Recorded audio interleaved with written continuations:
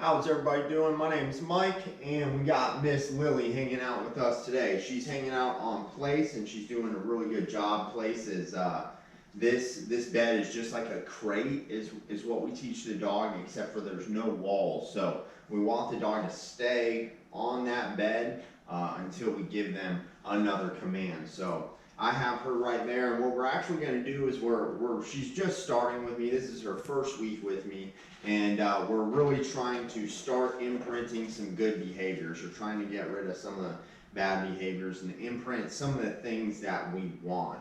And when I say imprint not wanted behaviors, I mean basically what any normal customer calls me for is all these behaviors that they don't want to see. So what we really need to do is not just tell her no for the things we don't want, but we really have to teach her what we do want. We have to get her learning behaviors that are going to help her and the owners through their daily life to get through the day in a peaceful, nice way. And the only way that's going to happen is the dog knowing basic obedience commands.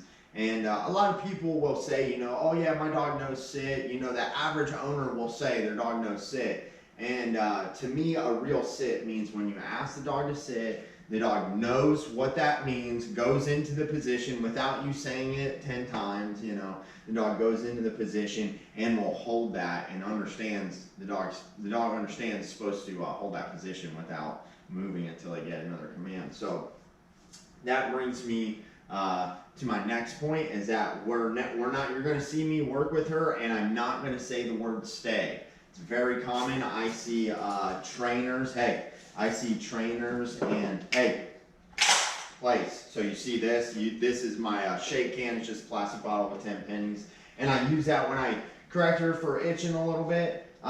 She's got a lot of allergies. You can see on her paws. She's pretty itchy. So if they itch too much, I'll interrupt them so they don't continue to make like the skin red or anything like that. So I use the shake can to not allow her to get off of the place, which that's very valuable to me. I don't have to reach down or anything like that. That's also part of training. She understands. You guys saw the way I introduced this to her. Just did it again. That's why timing is very important. When you see her look to get off the bed, it's very important that we give her some type of punishment, because she was already gonna do it. If I didn't have this in my hand, she was gonna do it, and if I had the leash in my hand, I would have been able to stop her easier. So we want to get her in the sit position, knowing that she's supposed to sit there and hold it, and without us having to repeat it a bunch of times. So we're going to go ahead and start working with her. I'm going to put this right here in case I need it. That's actually probably how I'm going to get her. Place. See how I just replaced that shake can with And if she tries to do it again, I'm going to use the leash.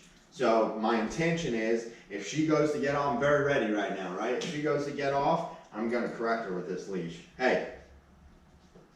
And so I'm giving her a verbal warning, trying to help her, but if she goes to get off, I'm going to correct her. She's excited right now, so anytime your dog's excited, they're going to bark, lunge, or bite. So that's why we always work to keep excitement down. We want to keep the dog calm. She must wait until I invite her off of the bed. Okay, heel. She waited, she looked. So giving her a little correction, she rushed off, so heel.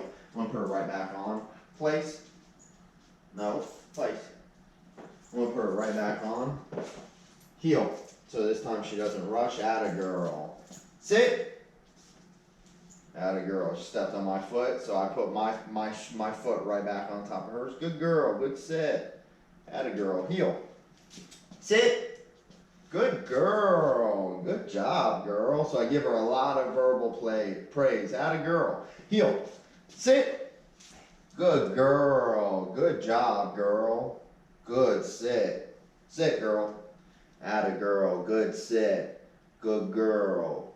That's a good sit. Good girl. Heel. And then we walk them in a circle. We work them in a small area. See, I'm actually using this furniture right here, this desk, to pinch her. In between, atta girl, good girl. So that time she did it without me even asking. That's very good. That's what we want. That's what we want to start imprinting. So I'm using, good sit, girl, good sit. So I'm using this piece of furniture, sit. I'm using this piece of furniture, hey, sit. So I correct her. As soon as she breaks that position, I correct her. That will teach her to keep that position. So if I want her to keep sitting, instead of saying stay, we'll say the word sit. We'll remind her what we want. If we say stay, what we really mean is we're saying stay sitting. So we want to say the word sit. It's going to keep it more simple for the dog. They don't know English. This makes it much clearer what you want to the dog. So we say the word sit. Sit, good girl. So this piece of furniture gives me the ability to pinch her in between my leg and the wood here, and it gives me the ability to keep her body straight. That's a good girl. That's a good sit. She's actually doing a really good job. She usually doesn't sit like this. Right now, we haven't worked on her sit. This is really the first time we're really working on her sit. We've been working on getting her in her crate and doing plays. Good girl. Good sit. Yeah, girl. So when they do what they're supposed to, that's when we can give them praise. Good girl. Good sit. Sit. Atta girl. Good girl. Good. Heel. Good job, girl. Heel. Place.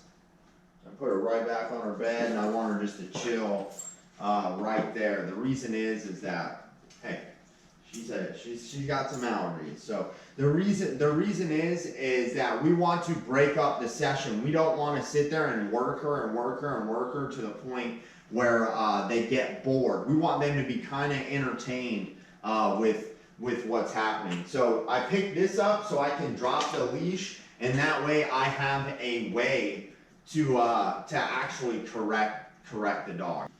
So when we're working her, we want it to be short and sweet. You guys saw how I kind of we got a lot of success with her right away. The only time I've asked her to sit is before we do things like before she goes in the crate, before we go outside, we ask them to sit, just like kind of threshold training. I'll definitely be making a video with her on that. So I don't ask her to sit too much. Right now, you know, the first week I'm letting them get acclimated and creating a relationship with them.